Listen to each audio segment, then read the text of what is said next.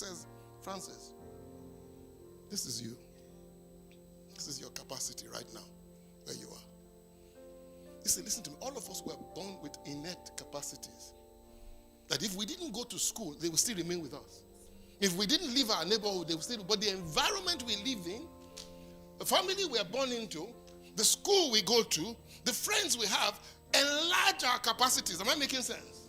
That's why somebody can be an MD of a Boeing and be earning 55 million naira a month. And you'll be wondering, what is he doing? What he develop capacity they be. One decision may affect how many people's lives. So God said, this is your capacity. He says, but this is the blessing I have for you. He says, no matter how I pour it in, no matter how I pour it in, no matter how much I give you, no matter how much I anoint you, no matter what. And listen to me. Say, go to any crusade you like. Let double bishop lay hands on you. When you finish, you will come back to this level. If you only have the capacity to manage 5 million naira and they give you 200 million, I promise you in 6 months, you will bring it back to 5 million.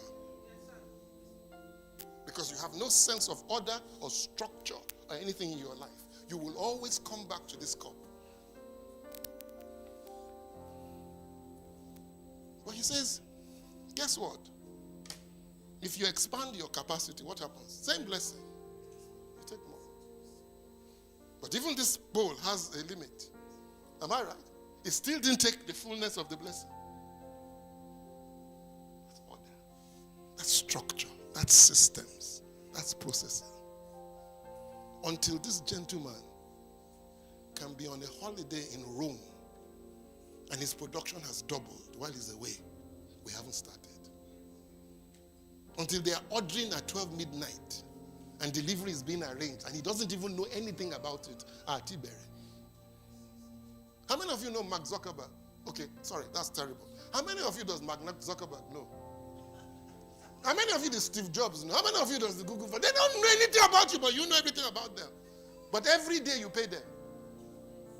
Every day you use their platform, you pay them. You either pay them with your time, or you pay them with your money, or you pay them with your attention. Am I right?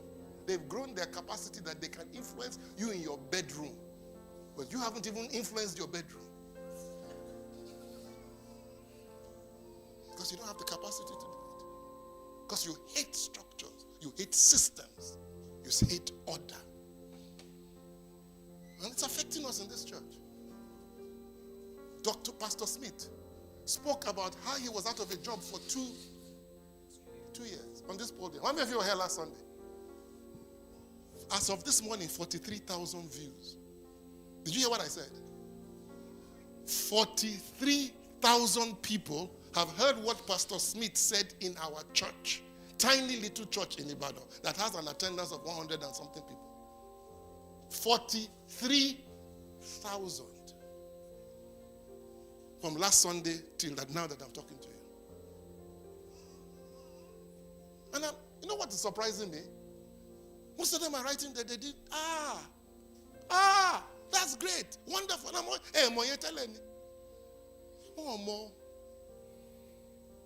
They don't know. But somebody here goes on Monday, every Monday he takes the videos, he puts it on OpenScript, he cuts it into bits, he shares it. System. Now 43,000 people who didn't know anything about Pastor Smith and us know about us. And we didn't do anything different, the same service.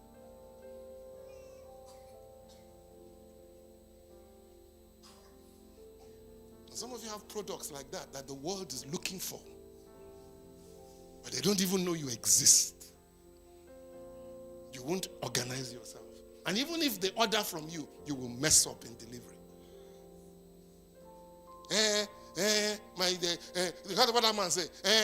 Network went down. There's been no light for 3 days. No. Delivery non-so. When I was in Canada, there were people who were begging me to recommend people in Nigeria who will help them manage their platform. I said, I won't try it to Nigeria. You call them, they say there was no light. There's nothing I can do. Tell that to a Canadian. He will abuse the hell out. We say, what is light? Are you here? I'm challenging you. I'm challenging the children's church. I'm challenging the teenagers. I said I was going to go and meet the teenagers today. I said, listen, the stuff that are being shared in the teenage church should be packaged and put online so that other teenagers can get an advantage to hear what you're hearing. I said, if not, nobody will know what you're doing. Nobody will come to the church. I said, maybe we need to put a stationary camera somewhere and we're recording everything and we're editing. But you guys are the ones who have the gifts to do it.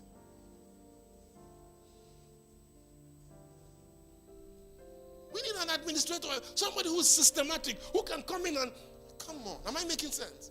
But I would rather, and I said this many times, it's the system that comes first, not the person. I said to them in first service, I said, when you want to build a house, do you put your children in the middle of the land and start to build around them? Am I right? What do? You first build the house, then you bring your children and your family in. That's how systems work.